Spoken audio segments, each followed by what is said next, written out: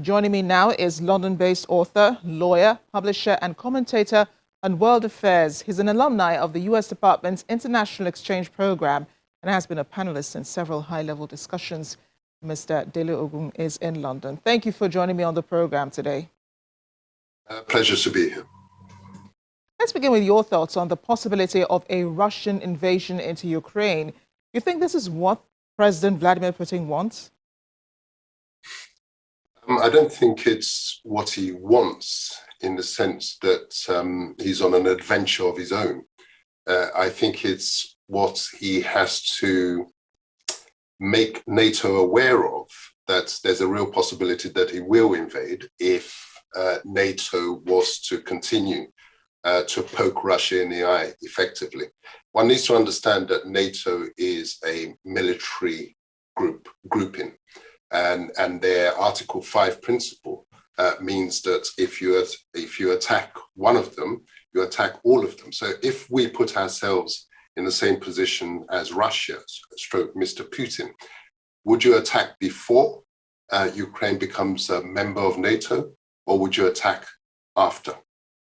Clearly, the answer is you would attack before. So it's a deterrent. It's designed to tell NATO, back off. You're getting too close for our comfort.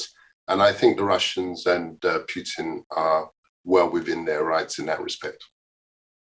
Russia does not want does not want Ukraine joining NATO. You talk about why.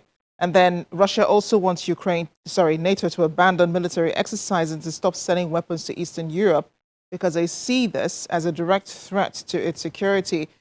Do you think these concerns are genuine? Absolutely. I think you can understand it best if you think back to the Cuban Missile Crisis of 1962, when the roles were reversed, when it was Russia that was looking to position missiles in Cuba. Every state looks for security, and the closer your enemy base is, the less secure clearly that you are. And if Khrushchev had got away with his agenda of positioning missiles in Cuba right on the footsteps or the doorsteps of America, then clearly America's security will have been compromised. The roles are now reversed, and Ukraine is to Russia what Cuba was to America.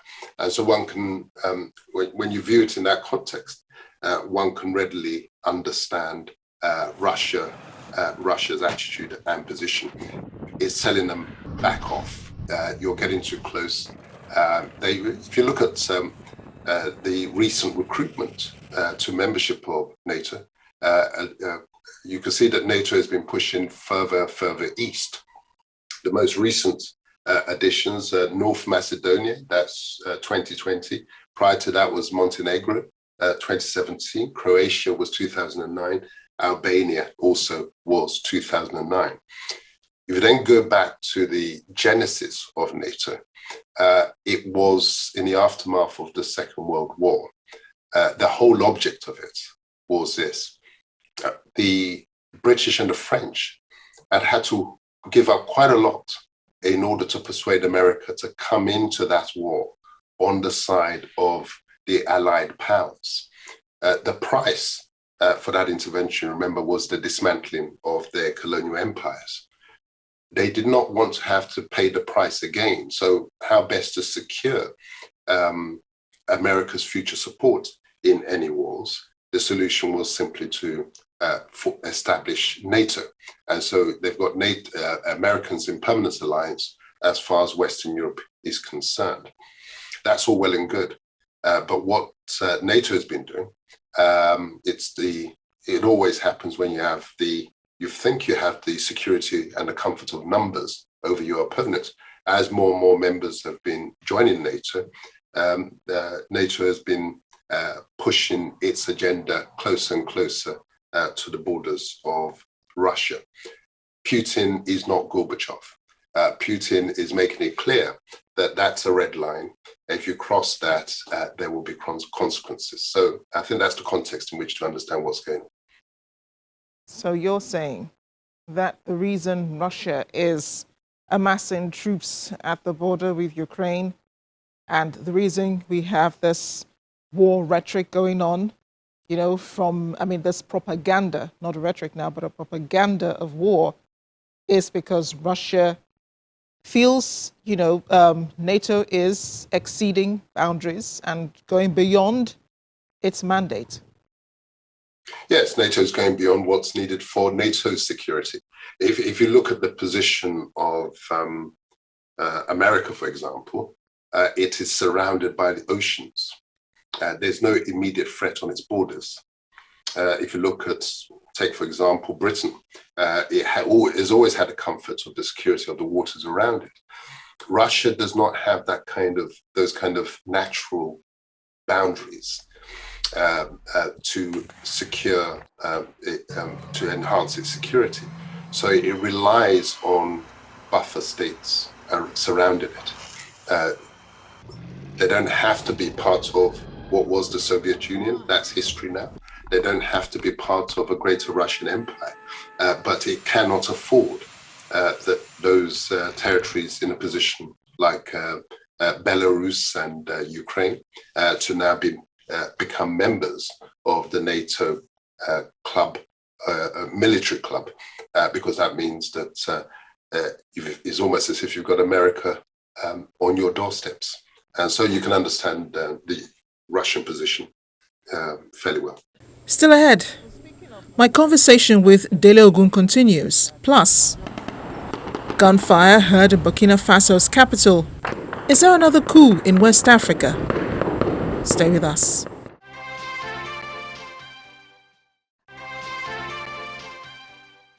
President Joe Biden said on Wednesday that he believes very strongly Russia is planning to invade Ukraine, and that the U.S. would react at the slightest sign of invasion by Russia.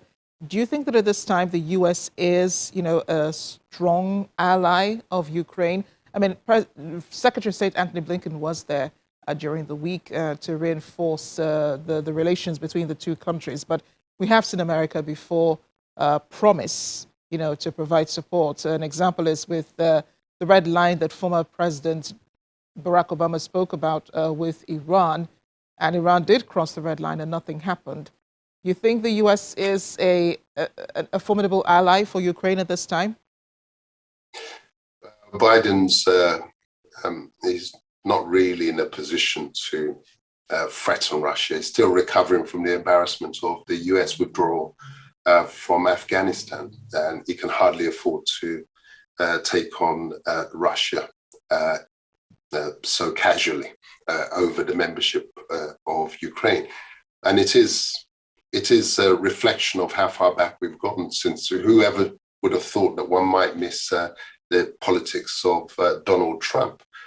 If Trump had been in power, we would not have this standoff. Biden simply took us back to the petty politics or that prevailed before Trump came in. Trump, you may not have liked him in many respects, but he certainly didn't have this gung-ho, aggressive approach to foreign affairs.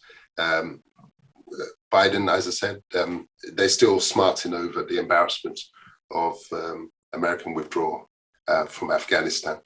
They can't afford another conflagration now, and certainly not with an entity in Russia's position and under the leadership of somebody like Putin, who does not take nonsense like Gorbachev did. Well, you talk about former U.S. President Donald Trump not taking a gung-ho approach, but we did see, that dynamic between the U.S. and China, which escalated the U.S. and North Korea, beg your pardon, that's a great example. The U.S. and North Korea, which had people around the globe asking, whether, what this was going to amount to until both of them had that meeting eventually. So the German Navy chief, K. Achim Schonbach, who's resigned, says that Russia's president wants respect and that President Putin needs to be treated as an equal by the West. I know that the Russia has been considered the bad boy of Europe. But do you think that President Putin really needs respect? I would think that he wants power more than respect. I think, are they not the same things? I mean, politics and international relations is very much about power relationships, and power brings respect. Russia under Gorbachev was weak. It was exposed. It was vulnerable. And that's what led to the dismantling of the USSR. Putin has brought back respect for Russia because he has made Russia significantly more focused and therefore powerful. And so I think it's in these affairs, you've got to, however strong you are as a military alliance, if you go looking for trouble, I think we have to ask ourselves, what's NATO looking for in Ukraine? Where it's clear what Russia's looking for, which is security. It cannot afford Ukraine to become a member of that military alliance. What is the need for NATO to expand that far, right onto the borders of Russia? There are times when it becomes clear that who is looking for trouble, and you must. It boils down to respecting the potential of your opponents. Their values may be different, their way of life may be different, but if you go looking for trouble, you might well get it. As I said, the likelihood is that this is much more of a deterrent, Syria, thick red line that Putin is drawing. But if he's pushed far enough, of course he will. He would not hesitate to take Ukraine down before Ukraine becomes a member of NATO, because it's easier to do before than afterwards. So in the end, we're just listening to propaganda on both sides. Propaganda on the side of, NATO and its allies, who believe that Russia wants to invade Ukraine. And then there's also propaganda by Russia saying it has no plans to invade Ukraine, but then it's calling NATO out on its excesses. In the end, as you pointed out earlier, this is a similar case that happened with the US and with the US and Cuba. So what happens now? How do we douse this tension? Well, I guess everybody will be looking for a face-saving formula, because I don't seriously think that they're going to go to war over Ukraine. I don't think the NATO's strategic interest in Ukraine is great enough. They'd like to get away with it if they could bring Ukraine into NATO membership. I simply don't see that happening. So with all the saber rattling on both sides, they've got to find a formula to ease back, and Russia will need and is insistent upon security guarantees as far as NATO's conduct and relationship with those border countries are concerned. You know, when you look at it in terms of the balance of interests, my own view is that Russia's interest in security is far greater than any interest that NATO can put forward as far as its relationship with Ukraine is concerned. Mr. Dele Ogun, it's been a pleasure speaking with you. Thank you for joining me on Diplomatic Channel. Thank you. Thank you.